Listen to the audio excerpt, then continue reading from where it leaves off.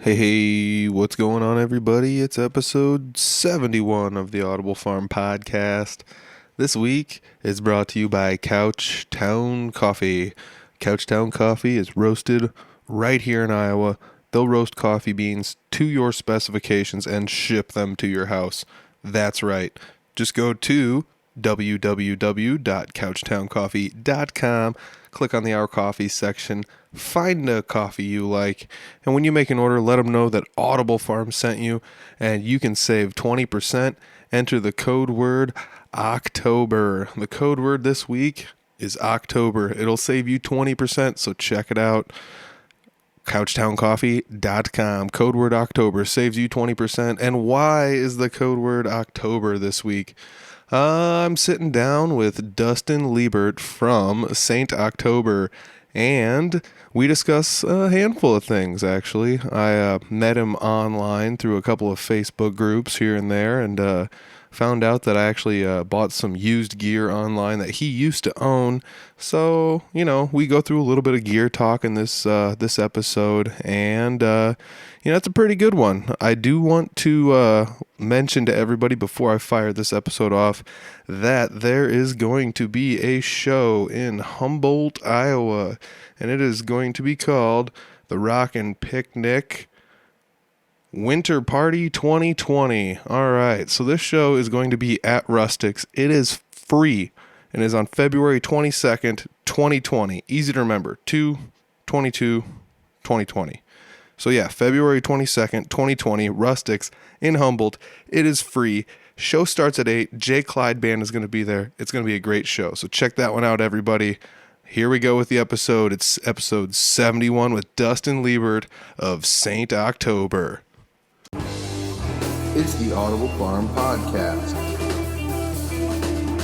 with your host, Peter Stockdale.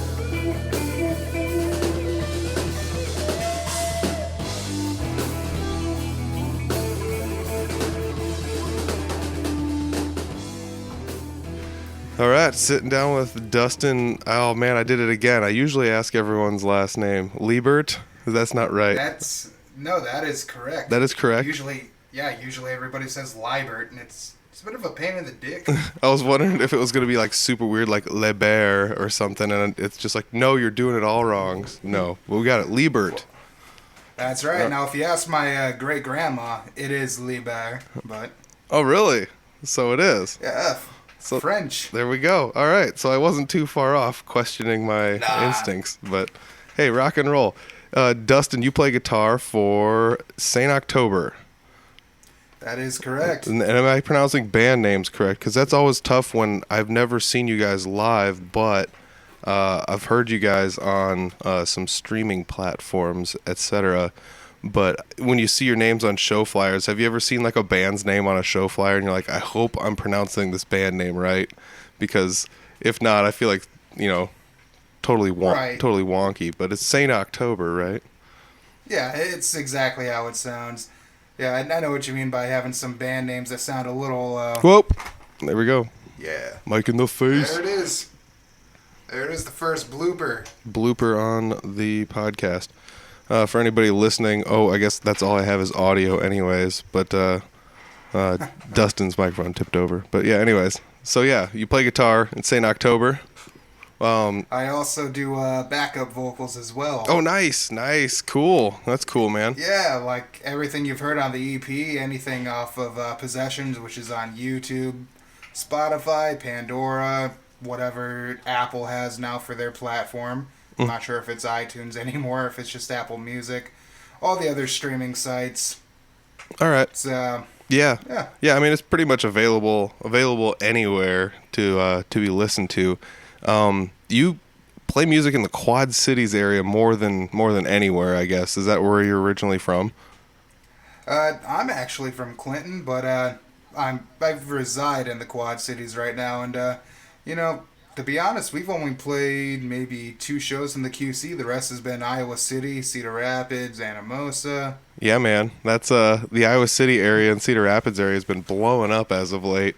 Oh yeah, you got great places like Tailgaters, Gabe's, the yacht club, which is under new management. Yeah, that's what I've heard. We'll see how that all shakes down. I guess I got a show coming up in Iowa City not too long, so it's kind of wild. There's a lot of stuff going on in the Iowa City area as far as like music wise. Is there more going on there than in the Quad Cities, or is it just preferential? Like your market is more in the Iowa City area. How does that work out?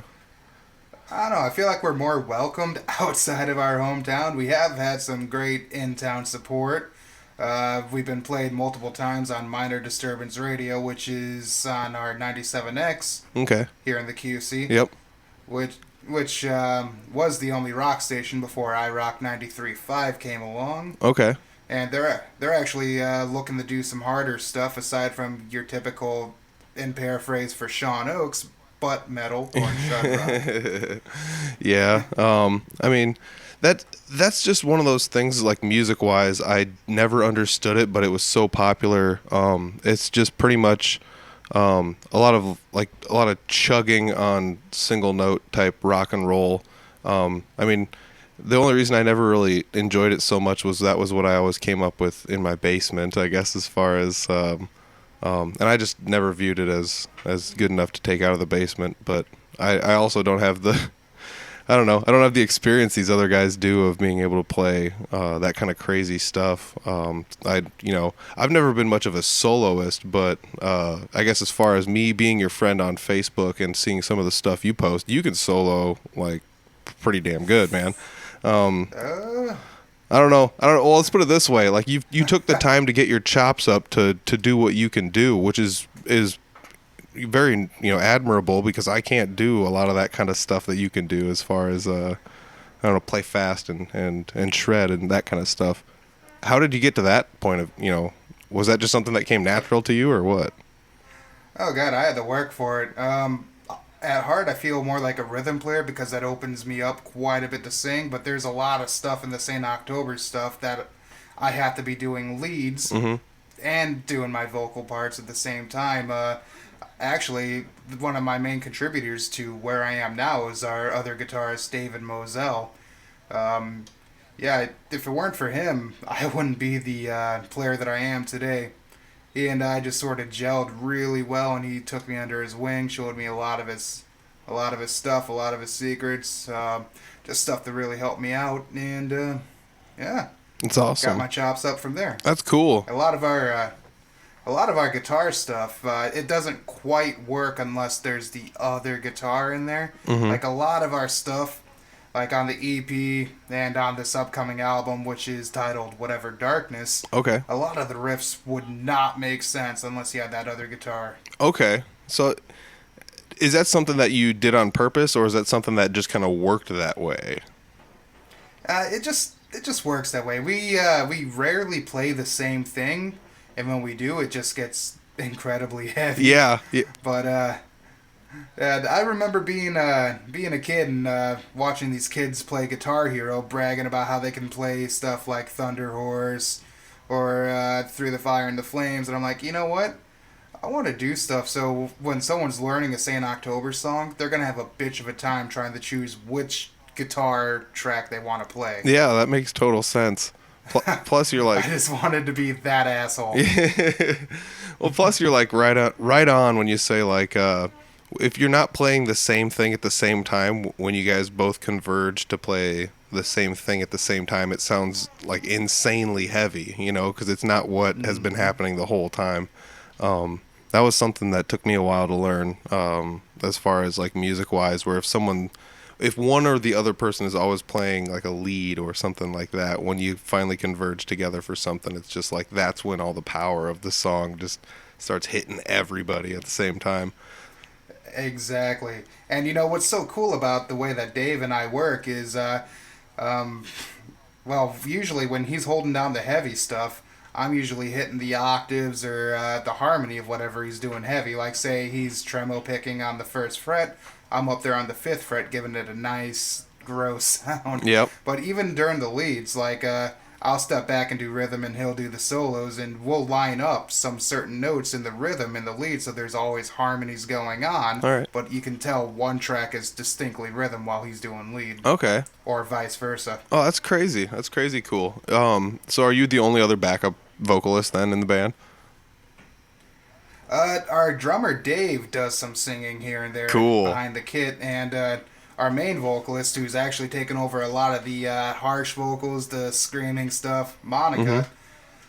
She's branching out into my realm of doing vocals, and lately I've been branching out and doing her type of vocals. We've been doing clean harmonies together. We've been really trying to get it in pat to where her and I can do the harmonies that are on the recordings live together, whether she's doing the higher parts and I'm doing the lower parts, or even in some songs I'll be doing like the mid-range stuff, she'll be doing the higher stuff, and our drummer will be doing the deeper stuff. Oh, that's cool. So like, did you ever like take any musical lessons for singing at all, or was that something that you just kind of did your own pitch training with the sounds around you? I always had this crazy dream of being a voice actor, and I used to do impressions really good. I used to mimic certain vocalists that I liked just to try to get my toes wet and doing vocals. I've always been super self-conscious about it up until now. And I started out doing impersonations of anywhere from Wednesday 13 to now I'm drawing a blank on him. Rob Flynn from Machine Head. Okay. To Devin Townsend, to Randy Blythe, to Phil Labonte from All That Remains. I'm not sure if I pronounced that right, but no, I tried stealing a little bit from each and every other different vocalist that I drew inspiration from and tried to mimic it in a way, and then once I feel like I got that down, I just let my natural voice take over. Dude, Devin Townsend, like you mentioned Devin Townsend, I don't know if you saw my face light up, but that dude's vocal range is insane. There's a few songs where he goes from singing clean to singing harsh to guttural yelling to super high-pitched, ludicrous stuff. It's wild, man. Yeah, I mean, you listen to stuff like Bad Devil, where he's almost as low as Peter Steele. And then you listen to stuff like Deadhead when he hits that scream right before the last chorus. Yes. Or even at the end of the song, Things Beyond Things, where it's just all mellow out and the song goes completely silent. And he does like a minute-long scream that damn near shatters glass. Yeah, dude. I was actually thinking Deadhead in my mind, so like if anybody's never heard it, it might be worth checking out. It's a pretty killer tune. Turn the lights off, close your eyes, lean back, take a drink, and just enjoy that 8.5-minute ride. Yeah. The album version's great. Monica's favorite version is live at the Royal Albert Hall, but mine is the one that they did in the Strapping Young Lad sessions, where they had some of the dudes from Strapping. Dude! And Dev still got that skullet, and he's playing a strat with the yin yang. That's my favorite version. That's my favorite version too, dude. That's so awesome that I don't know how this lines up like that, but I agree, man. I'll tip one back to that. It's a Coca-Cola, but we'll do it. Hey, you just got done at the gym, so thanks for taking some time to sit down with me, man. You know, this isn't like the first time that you and I have actually had something that we liked that kind of intertwined. For example, I'm looking at it right now. It's off camera to everybody. Oh, there's no video for this. Who am I kidding?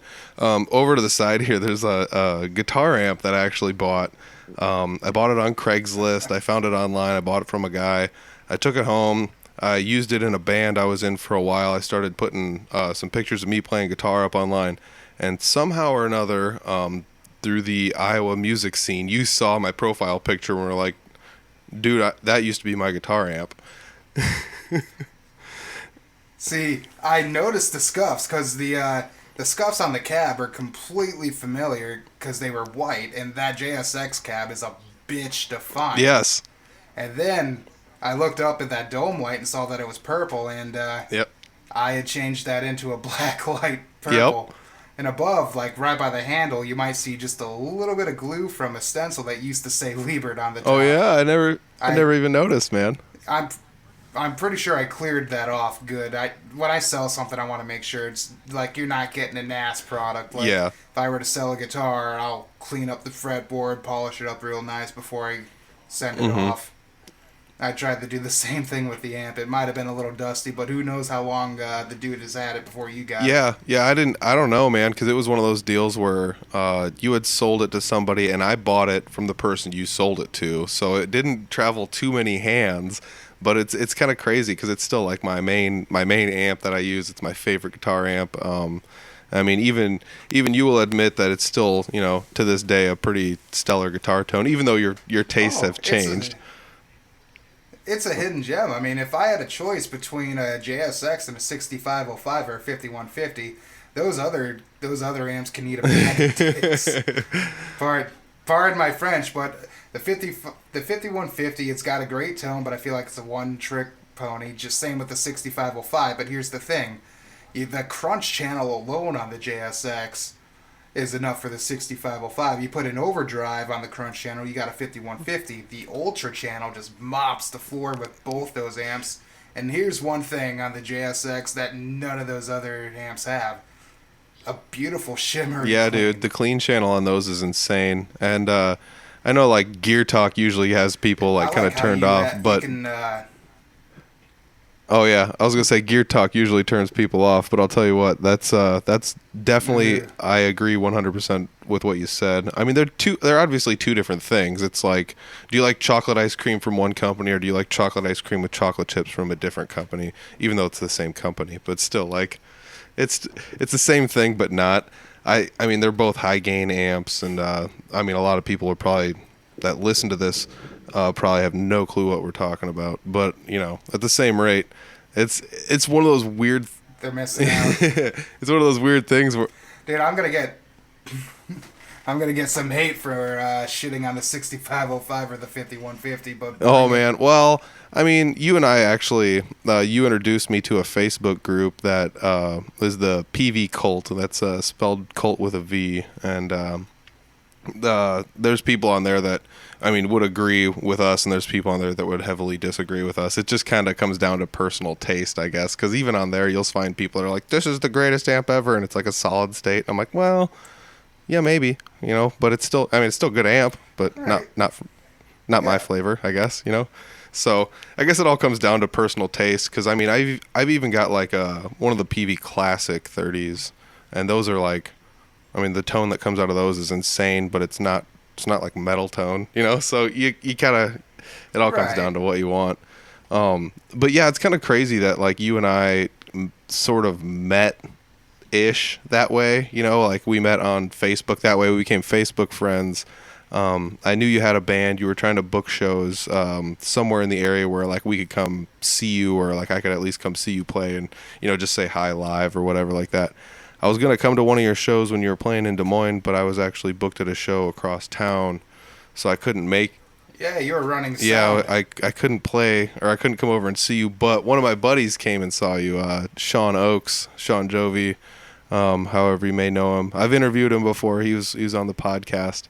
But, you know, Sean and I kind of look a little bit alike because we both don't have a whole lot of hair. I mean, we both keep it kind of clean and tight cut, you know, so like you actually mistook us for one another. Oh, Dustin's flipping the awesomely long, amazing hair. I wish I still had some.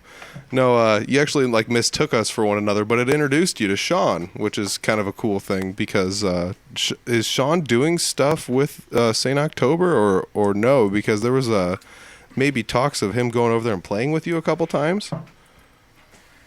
He actually has made it out to the QC and came out to Clinton with us a few times. We've actually recruited him to help write keys for Whatever Darkness, and the ball's in his court, man. If he wants to join full time, the door's open. Yeah, that's a long haul, though. Des Moines to Quad Cities. Right, see, we're not the kind of band that are going to be like, hey, we need you here every week. Like every other week, or you know, once or twice a month is good enough for that. But no, I really like Sean on a personal level, not just a musical level. He's a really cool guy. He's definitely all about sharing the riches or knowledge, whatever he has. He's great at that. He's a bit of a procrastinator, and I think he might worry a little too much about the small things. But I think the guy's going to come out on top on whatever he Yeah, does. I mean, that comes down to a little bit of like all of us have a little bit of that in us as musicians. I always like to make the joke that musicians are kind of weird because our hobby that we do all the time relies 100% on timing, yet a lot of us are almost always late and like not on time and things like that. So it's kind of weird that it works out like that. But and not that all of us are, procrastinators, but it's I always think when it comes down to like somebody giving you an open-ended, hey, you can make whatever you want for this, I always just clam up because it's like, nothing I'm gonna make's gonna be good enough. I always go into that mode. So as far as creating something, I've always kind of been lackluster. So I mean, to anybody out there creating anything, I think it's just wild. It's like crazy. I mean, the fact that you had an album out and I was like, oh, this is a cool album and stuff. You want to do a podcast? And you were like, let's wait a couple months and get it closer to the next, EP release. And it was like, God damn, you got another one coming out? Like, how do you keep churning this stuff out? Where do you draw inspiration from for this? So the EP was stuff that has floated around since, God, almost as early as 2010 up until 2017, 2018. It's had a bunch of different reincarnations, but have never actually been played out or recorded or anything.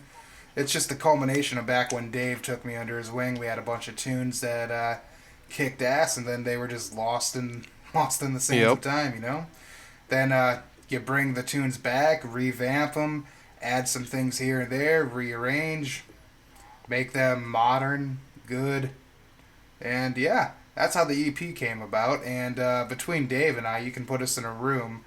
Davey boy. We have two Daves in the band. Dave Clark, who's our drummer, and David Moselle, who's our other guitarist.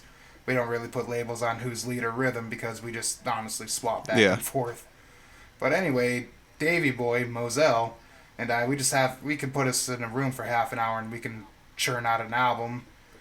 We are actually already working on our next album. We have ideas. Like I said, we're just waiting for Sean Jovi to finish up his hot key parts, send them over, and we're already starting to write on the new album, which is actually going to be a concept album around the Salem witch trials. Oh, cool. Dude, that's awesome. Yeah, that... I don't know, man. This title's just going to be Salem. I feel like as far as... like concept albums, they don't get enough recognition. I really enjoy them for some reason. I can't put my finger on exactly what it is. Probably just the whole fact you can play it start to finish and get like a quote unquote like a whole story or whatever. I mean, there's some pretty notable like concept albums or like A-sides to concept albums and things like that. Like I don't know, like The Wall is probably like one of The Wall, but like Pink Floyd The Wall, that's a really good one. But like The Grand Illusion by Styx, and I mean, just you sit and think about some of the greater ones over time, and I don't know why, it's just easy to fall in love with them.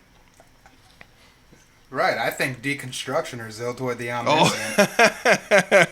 Oh. Dude, I actually went and saw that. God, that tour would have been what year? Man, it's 2008. Yeah, I want to say that was about the year I went and saw him, because he had the Ziltoid stuff going on when I went and saw him, so it might have been the tour after that album. But yeah, that was when I first saw him live, and it was like, God dang, this is cool. We're talking Devin Townsend again for anybody that doesn't know, but right. But there's other great concept albums out there, like I could think Catatonia's The Great Cold Distance, Wolverine's Communication Lost. Cradle of Filth's Damnation in a Day. Personal favorite. But as for inspiration, back to writing music, horror flicks, they've always had quite an influence on me. I absolutely love the lore, that kind of stuff, like all the intertwining continuity films like The Conjuring, Insidious, Nightmare on Elm Street, Friday the 13th, Pumpkinhead, all of that stuff. It stuck with me, and I like exploring the lore because, everybody loves to be scared. There's something thrilling about it, so when you combine that with music and actually get deeper and tell a story that has a meaning, that's where we get inspiration from. I mean, we could just say, oh, evil, demonic, oh, we're trying to out-evil everybody else, but we're just trying to tell a story in our kind of way. And yeah, that's where a majority of the stuff comes from. Obviously, there's some tunes that coincide with some horror flicks. That's for you guys to hear. If you want to try to point that out, post it to the page and give us your cool. opinion on some of the songs. But yeah, a lot of the other inspirations come from, I know it sounds so cliche to say, but like battling inner demons, putting up with depression. There's one song off the new album called Ghosts, which is all about multiple personality disorders. Well, that's really cool.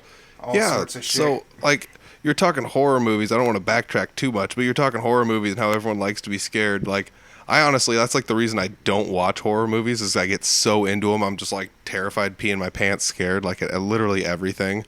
I mean, even like the simple ones. I remember, God, I was even kind of like old to watch like Friday the 13th, the first one. I was like maybe like I was like 10 or 11 maybe when I first watched it, which is still pretty young, but it's, you know, I don't know. I was just like mortified by it. I mean, I watched it again as an adult and it was almost laughable, but it was still like, it still had that weird creepy vibe. I remember I didn't watch the first Scream until I was like 16 or 17 and I was like so into it. I was like, oh my gosh. And you know, like horror movies are scary to me. And I think it's like really, it's intriguing to me when I find people that grasp onto horror movies and really kind of dig what's going on there, because it's outside of my realm of understanding, I guess, you know, and it creates it's this whole thing where it's something, everything that's there is new, whether it's audio art, visual art, whatever it is, but like people that create music that is themed after that kind of stuff, it has always intrigued me. I mean, you've even mentioned a handful of bands, like earlier you mentioned Cradle of Filth.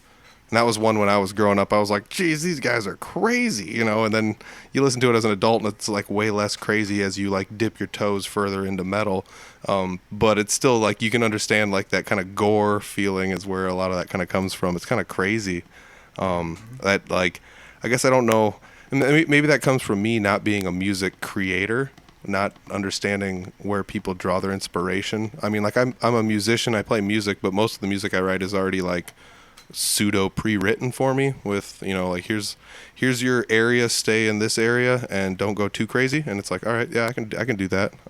But you know, it's one of those things, I've never sat down and written a whole song, so I guess I don't know where the inspiration would even come from. But it's crazy to hear that, you know, as even as far as taking it a step further and talking battling inner demons. I feel like every single person, I honestly think every single person has some sort of an issue with that in some corner of, you know, wherever you're at. So like you to be able to come out and make songs about that and talk about it in some sort of artistic light is also like kind of mind blowing to me. It's really cool, you know. You don't see or hear a whole lot of that. I guess that's one of those things you don't really know too much about unless you ask somebody, because maybe that's something you might not get straight away from the song. Is there any? Right. What's your takeaway? Well, I mean, at first glance, I mean, you're going to hear references from certain things here and there, but you mean, some of our songs are a little more direct. Like Ghosts, it's like a back and forth, like some of the lines Monica and I do back and forth, and they're almost contradicting each other. And then it comes together right in the middle as if you're talking to yourself. Dude, that's brilliant. That's the kind of you took your personification of this thing and turned it into music. That's wicked. That's so cool. I get what you're saying on it too. I think everybody listening can totally understand that concept. It's brilliant. Yeah, can't wait to check it out. I don't know if I've heard. Is that going to be on the new one, or is that one that's currently up there? Let's see here. That is actually going to be on the new one. And I'm going to totally be listening for that one. Oh, dude, it's great. It's got this really cool part right in the middle where you think there's going to be a solo, but everything just breaks down into like a really pretty clean break. I got like 3 different acoustic guitars going on at once, 2 different electric clean guitars going on at once, creating this big massive sound. Like whenever I record cleans, I actually use this guy. Is that a Schecter? Yeah, it is. Of course, it's a Schecter. No, It's actually a rare Hellraiser model made in the V, but this thing's got like the greatest clean tone I ever got. You flip it up into the bridge position, pull both the knobs, and the cleans on this thing are That's awesome. unbelievable. And on top of that, I'll run that direct into either I'll reamp it through my Black Star, and I have the Nocto Verb to give it this really eerie sound. But on top of that, I'll take an acoustic, I'll plug it directly into the interface, I'll mic it up, and then layer that on top of the electric clean guitar to give it a full, full sound. And I feel since that song's so heavy because it's in drop A, to have a pretty clean acoustic break before it goes into a big vocalization by Monica, followed by the solo at the end of the song where you're not expecting it. I feel like that just it goes from one place to another, to another, to another, to another, which ties in with the multiple personality. You're thing. saying drop A, And, drop A tuning? Jeez, that's deep. That's low. I'm trying to gotta wrap my head around this. Fun. That's 7 half steps lower than standard tuning. Jeez. Are you using a seven string or 6? Okay. Yeah. Woo. We're using a 7 string. I actually used a Schecter Kenny Hickey baritone. For those who don't know who Kenny Hickey is, he's the guitarist to Typo Negative. He has this really cool baritone from Schecter that I used to do some of the leads on for that song, just because it was a little easier to access those frets on a 6 in a way than it is a 7, which I have to transpose live on the 7. But no, we use Dave and I both use Schecters. We both have the Hellraiser. I have a plethora of them, but he uses a Hellraiser and a Hellraiser C7. But usually we stick around in drop C tuning. We have a song called Demise in D tuning. That's another thing. Another song from Whatever Darkness that talks a little bit how since we abandoned our common sense, our knowledge in favor of religion, so we pretty much set ourselves back. That ties into that. A lot of the stuff ties into I don't want to quite say sacrilegion, like sacrilegious territory, but it's just a little spiteful in that sense. Got mixed feelings about religion overall, but oh man, no, I totally tangent. I lost myself. Oh yeah, the tuning. We're usually in drop C.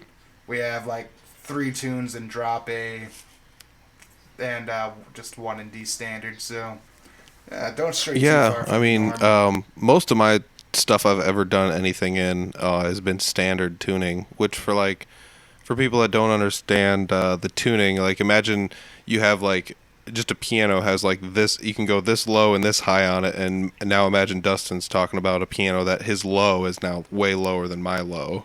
He can go way lower sounds than I can go. So like that's the gist of what we're talking about here. But I've never strayed too much from standard tuning, I guess. I did a little bit of stuff in D. Unity does most of their stuff in the D range, which is just a full step down. And other than that, is that something that what kind of, I'm always intrigued what got people away from standard tuning. Is there something that got you away from that, or was it just the music you listened to, so when you wanted to try and replicate it, it was already there, or? I've caught myself learning a lot of songs that were already in drop C, but I feel like vocally for Monica and I, that's where we are the most comfortable. Whenever I write a song, I'm sure you've been there. Whenever you write a song, you might hear what the drums are doing in your head. Well, sometimes sometimes when I write, I already hear what kind of words or syllables are going somewhere, so I write something in a way to where I can, if I'm going to be playing it on guitar, I can sound out the syllables to the root note of whatever I'm playing on that guitar, so C just felt that makes sense. for me. I've actually heard that from some people where they like singing in D better than singing in E standard, because it's just a little bit more accessible or something. Right. All right. I mean, even James Hetfield from Metallica, for some of you people who know the mainstreamers, live, they'll turn anything that's in E standard down to E flat just so James will Yeah, have an makes easier sense. time You take singing it. everything to a little bit lower notes, and then you can sing it live. I bet that's why a handful of bands have done that. Because I remember listening to some stuff, and you listen to a live version, you're like, man, this is so heavy sounding. It's like, oh, it's because it's just a half step lower, and that's why it sounds a little bit heavier. But it totally makes sense, I guess. Live on the fly, you want to do it as good as you can, and nobody's going to be able to pick it out live on the fly. Usually, that like, oh, this is a half step lower. Like nobody's really going to be able to pick that out unless you're really listening for it. Right, and if you're really smart, you can just go to YouTube, and you know how Rammstein has, you can't have any of their music on YouTube unless it's from their site. Mm-hmm. People usually detune it before they put it online. Just tune it back Yeah, up. makes If you sense. feel like Yeah, cheating. that totally makes sense, man. Yeah, I guess I Yeah. never thought too much about. Yeah, and there are softwares you can use to detune that stuff. I never thought too much about that kind of stuff. I also want to talk about. We were talking weird guitar tunings. Another thing that you had shown me online once that just had me like baffled was a 9-string guitar, if I recall. There it is. He's gonna show it to me again here. So most guitars have 6 strings. Some have 7. You might even occasionally find an 8-string guitar. They make 12-string guitars as well, but that's another story. So this one's a 9-string, so it's got 6 like normal, but the highest 3 strings are the ones that are doubled. All right, and this is another one. If I recall correctly, it had really funky tuning on it. If I recall correctly. Let's see. It's typical drop C tuning. It's C G Yep. C F A D, except I believe it's C G C F C A D D. So there's almost like an always present fifth. Did I get that right? F and C. I can't remember. I'll have to check it. I'll have to check it out when I tune it, which is a bitch because the strings. Yes. Are Oh man. ridiculous. Yeah. Well, you're tuning 9 strings, and I'll forgive you for not being able to memorize what they all are, because it's a weird guitar. What in the world got you like? Why would you want to make a 9-string guitar? And I'm not trying to be like, what? It's just dumb, but like it baffled me to see it. Like, what made you think of that? Well, let's just say I already got a lot of shit from some of the dudes on the Schecter page because the one that I just so happened to choose was a model that they don't produce anymore, and it's sought after. It's Okay. a Schecter Hellraiser Extreme, which has has some different specs than the original, but gear talk boring. I just I picked up a 12-string, and I really like the way that it sounds. And on this new album, Salem, we're gonna have some more clean stuff. We're trying to hit the perfect balance of heavy but catchy, but still just be as disgustingly heavy as possible, but almost mainstream catchy.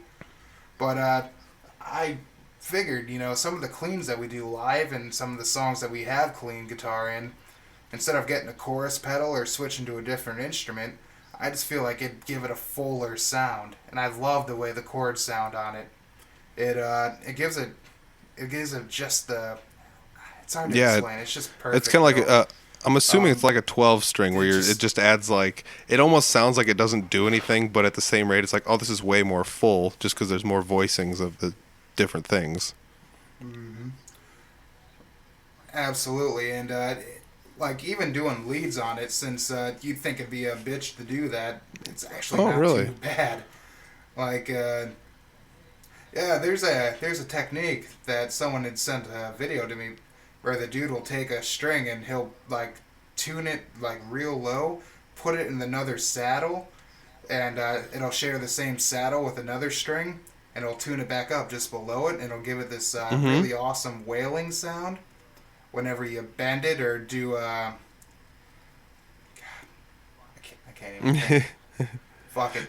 It just sounds really good together, especially when you're doing bends or vibratos. That's what it is. There it is, vibrato.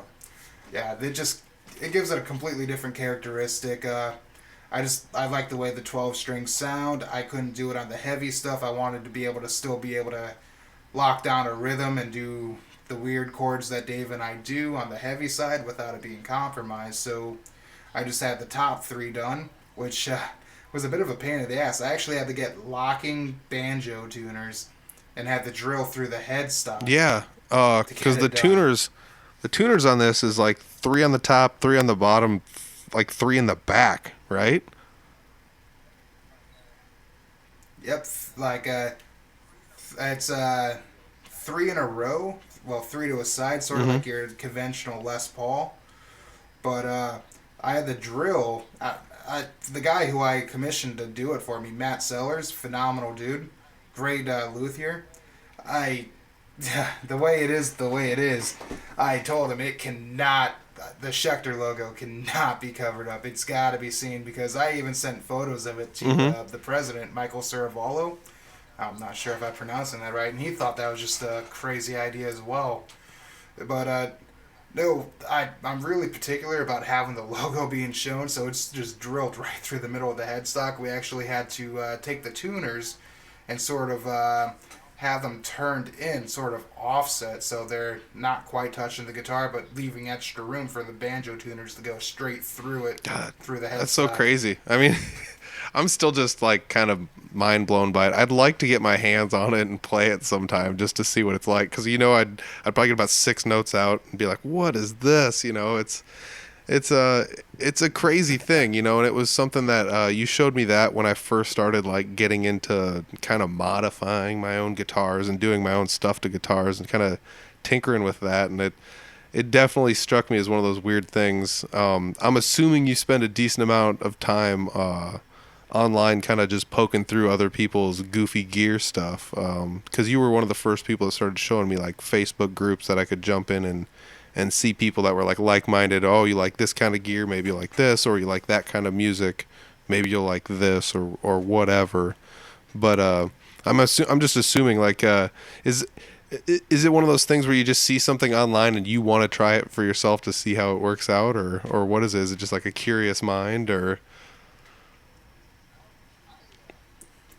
Well, I've never seen it done before, to be honest, and to be 100% truthful here, I just played on a 12-string Dan Electro at Guitar Center. I'm like, oh, this is really comfortable. I like the way this sounds. The cleans are just phenomenal. When you hit the OD on, I think it was a Marshall I was playing on when I went over to the distortion channel. I wanted to try it, and I'm like, okay, if it sounds good on a Dan Electro through a Marshall, let's see how it sounds modified on a Schecter dude. through a Black Star. I'm assuming because the lower strings, you get like chug. You still have the ability to like chug with this thing, to get that. Yeah, okay. So I'm starting to pick it up. Okay, so it makes a little bit more sense now to me why it would just be 9 strings instead of all 12. Because I'm assuming that was what you were thinking. Like it's so bright on the low end that you gotta kind of take something away, and you don't want to take it away at the amp level. So yeah. All right, the guitar makes sense now. How many songs have you written using this guitar? Just the one, or have you thrown it in a handful of others, or are you gonna sneak it in another one? Actually, the thing is, I can't use it quite live yet because everything else. Whenever we play something live, we try to be absolutely 100% truthful to the way it was done on the recording, minus me doing some of the harmonies with Monica instead of doubling her up. But on this next album, I got some riffs here that are gonna be predominantly that's crazy. using that guitar. Might actually have to bring 3 guitars just to play crazy. a full set with it.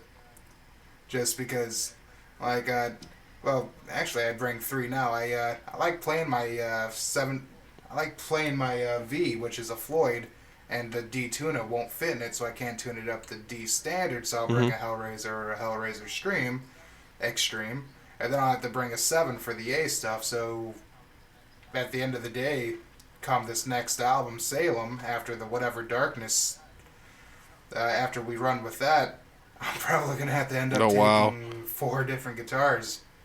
Unless I sacrifice not having to use the Floyd. That was something I never really thought too much about until I had one, was like the D tuna on like a Floyd. And it's kind of handy to have around if you want to flip back and forth without doing all the loosening of the nuts and tuning and retightening and and all that nonsense.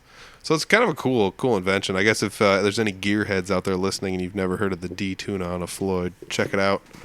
It's kind of a neat dealio. Sorry, I had to clear my throat here. I'm just gonna check up. You still recording over there? Everything's going good?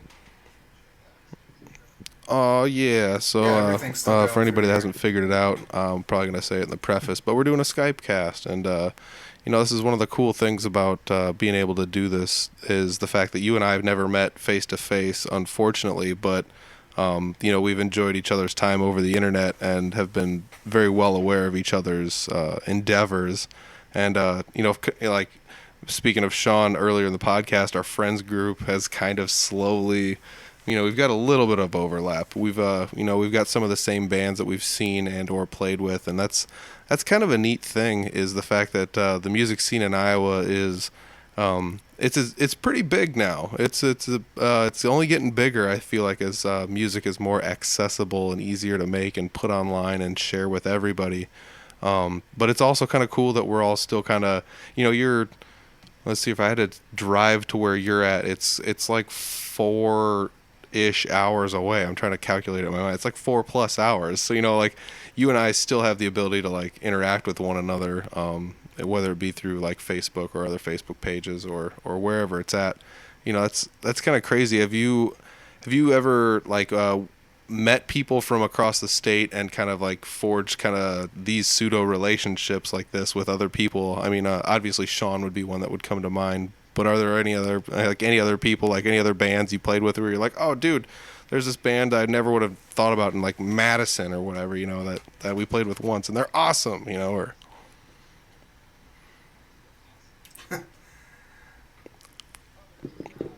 Well, there's this one group, buddy of mine. We've never actually met in person, but have quite a bit of stuff in common. We've talked a decent amount online, and I actually haven't reached out in a while. But he used to be in a band called Chaos Ordinance out of Peoria.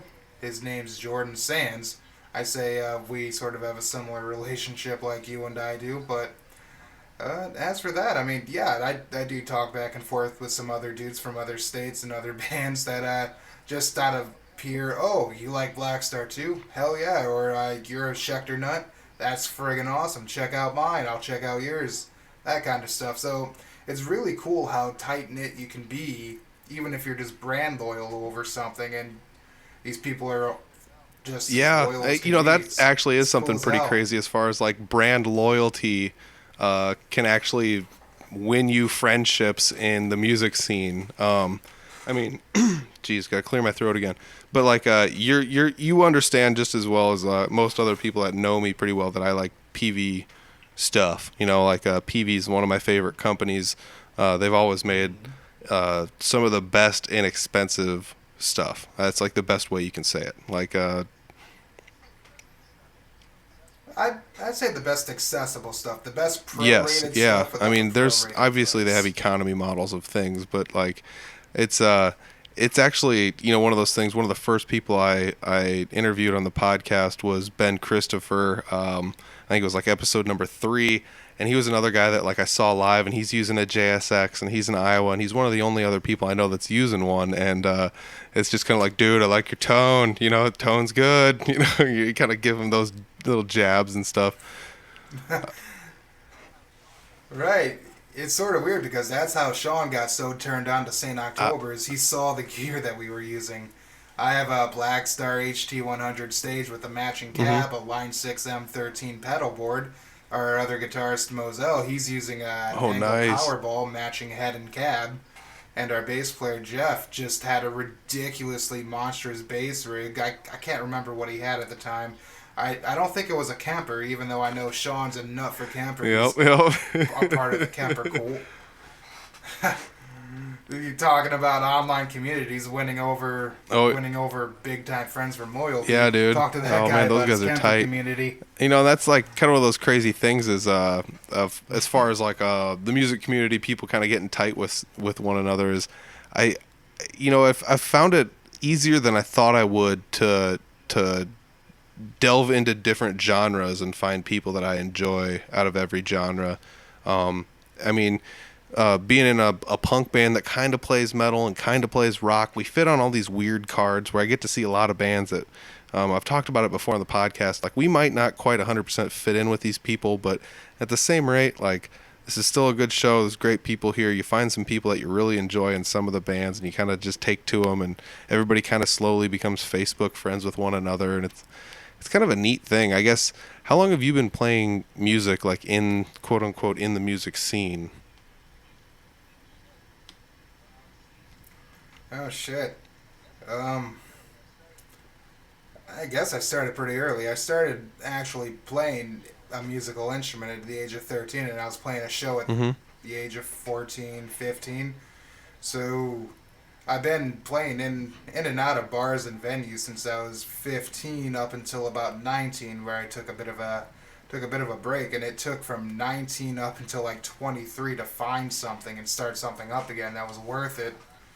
And yeah, I've only recently been recognized in the scene now, and that would have been 2017 when we started. I know St. October was a thing about a year before we even made a Facebook page. Just I didn't want to come out and be one of those bands that just posted a bunch of shitty garage videos or basement videos of us working on stuff here and there. A bunch of, oh, you guys don't know what you're in for. You have no idea what's coming. Oh, we're so brutal or heavy. We wanted to come out right with like a lyric video, an EP, merch, and stuff like that. So when people check us out, yeah, man. I mean, I've talked about that with other people on the podcast. I mean, there's literally no right or wrong way to eat the Reese's that is being in a band. But as far as like setting yourself up to be a little, I like Reese's, too, yes. Huh?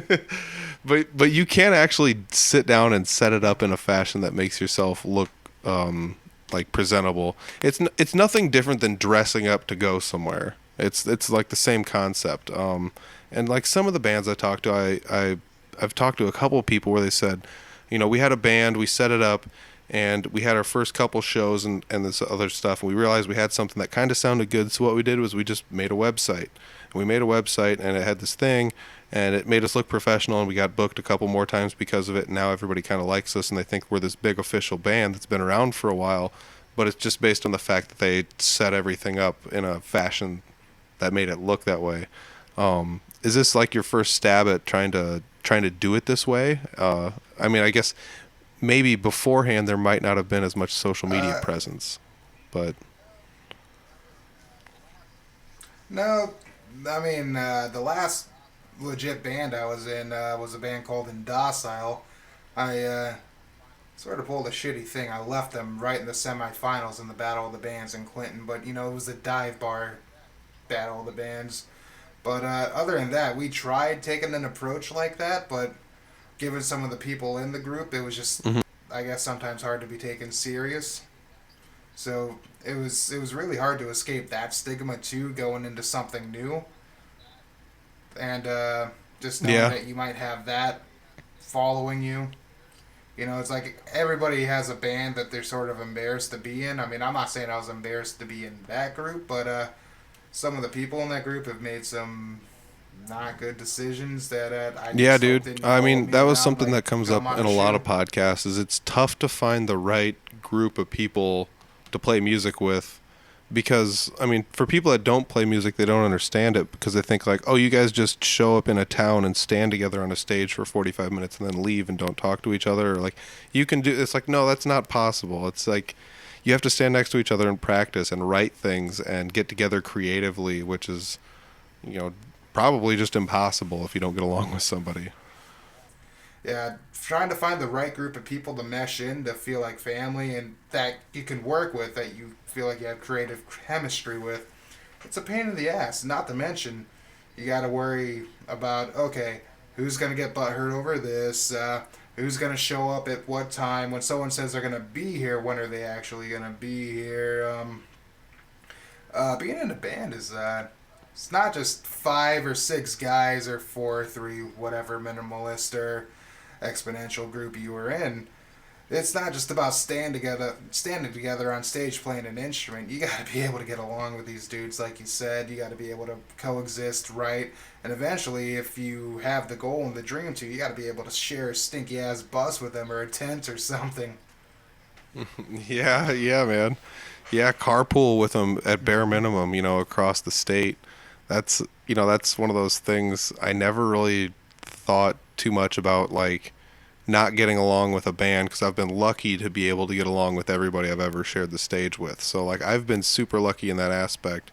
But I, like you, I took, like, my entire 20s off almost to not be in bands, because I didn't want to dedicate the time to be good enough to be in a band, and B, didn't think I would get along with anybody well enough to be in a band. So I just didn't do it, because I knew how much work it would take. And it is one of those really hard things. And it's crazy when you can actually find the right group of people and things start flowing the way they do. It sounds like you guys are firing on all cylinders over there. Absolutely. I mean, other than me having to record the bass to this new album, really wish Jeff could have done it, because, I mean, the dude's, like I said, a phenomenal player. Keith came along a little too late after that, but aside from that note, I feel really lucky and blessed to have the group that I have. I love each and every member like a brother, including Sean, and I've only known him for about a year or so now. Yeah. Sean's a fun guy. So you got the new album coming up soon. Do you have a date when that's going to come out? Or do you have like an estimate as to when maybe you hope it would come out? Because I'll tell you what, I've been in these shoes. I see you smiling over there. I've been in these shoes before, where it's just like, we have this album, we recorded it, we're close, it's almost done. It's gonna come out like in the summer, and then it's like fall the next year, and you're like, I'm finally finishing recording some of this stuff. Everything, it's about 90% done. It's actually in mixing and mastering right now. We're just waiting. Woohoo! We're just waiting for a special somebody to send us over some tracks. Nice. That's cool, man. That's really cool. So that's good. It's good to hear. It's good to hear that it's so close. So that's good. Just one more person to throw in their contributions, and that'll be the icing on the cake. Sweet. All right. So we've covered most of the good stuff. I feel like. Is there anything else that you wanted to talk about distinctly? I do have over on one of my screens here. I do have your social media for St. October pulled up. I will drop it in the description section down below. Where did that go? I've got it somewhere over here. Oh, there it is. Yeah, I'll drop it in the description section down below. But as far as social media, it seems that you guys are most active on Facebook and Instagram. Does that make sense? Yeah, I handle a lot of the Facebook stuff. Monica handles a lot of the other stuff. For those of you that don't know, Monica Wilson is our vocalist. We are a female-fronted group. As for the rest of that, Dave, I hope I didn't make us sound stupid. No, man. I'll tell you what, it's always weird being like, I've done a bunch of these like quote unquote interviews or whatever, but being interviewed is always weird. I'll tell you that. Like, it doesn't matter. So I think you did just fine. Check out St. October on Facebook, everybody. Saint.October13 is your @ symbol on Facebook for that. Otherwise, you can just search it up in the search bar, and it's the first thing that popped up for me. So I'm assuming it'll be the first thing that popped up for you. Otherwise, Instagram, Twitter, I've got links down below. Make sure you click on them. Dustin. Disclaimer. Huge thanks. What's that? There is another band on Facebook with the name St. October. Been defunct since early thousands.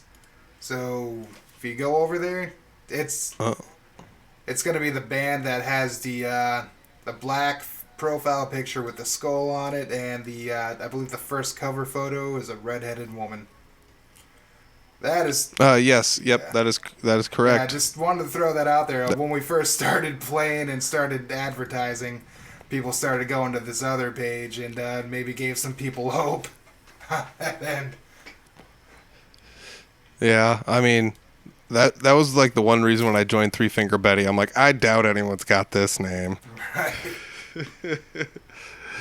No, dude, it's great though. I actually just followed you guys on Twitter today as well, so I did see you had a Twitter. So check out all the links down below. If you want, I can even share some other links. So we'll talk about that after this recording. But Dustin, huge thanks for sitting down with me, joining me on the podcast. I really appreciate you taking time out of your day, man. My pleasure. I'm sorry it only took 6 to 8 months. I totally missed all of that because my audio just glitched, unfortunately.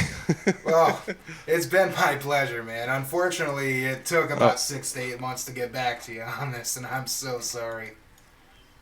Dude, don't worry about it. Don't worry about it. I'm glad to finally sit down with you, and hopefully we can do this again sometime. Hopefully I can get to a show and see you live sometime finally. I'll raise you one.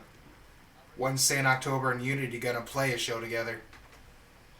Yeah, no kidding. Let's get Sean on that. Sean, if you're listening, let's do this. You're gonna be pulling double duty, my boy. Oh yeah. All right, man.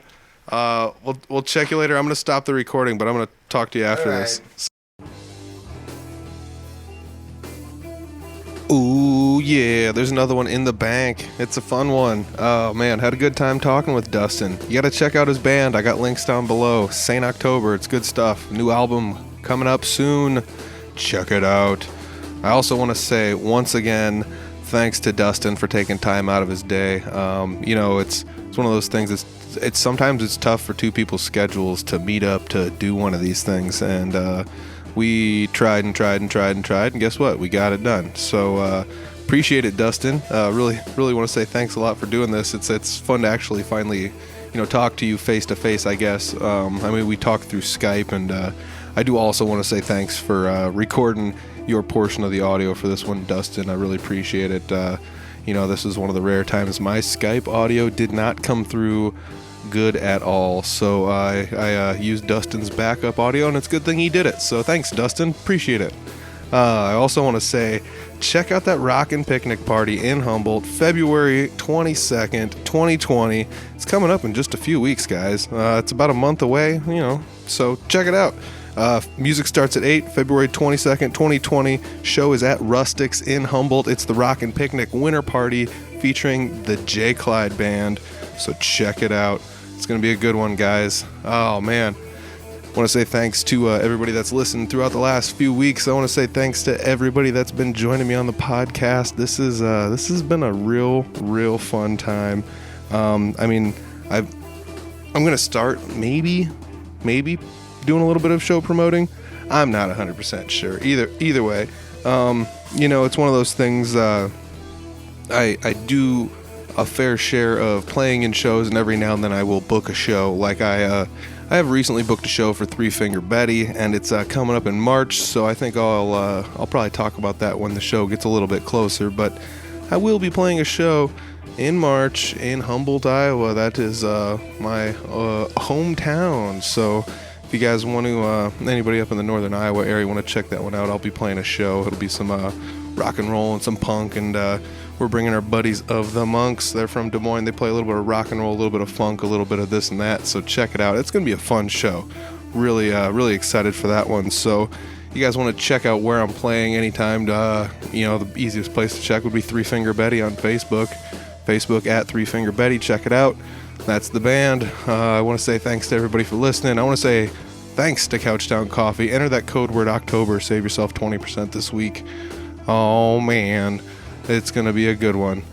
I hope everybody's driving safe in the bad weather out there, too. It's been kind of weird. Everybody's been getting sick, and the weather's been getting crazy, and it's, I don't know. For a while, it seemed like we weren't ever going to get weather. Now it won't stop. So rock and roll, I guess. Not much you can do about it. It's winter. It's Iowa. Just the way things go. So really appreciate you guys listening. I'm going to check out. I'll see you guys next week. Peace.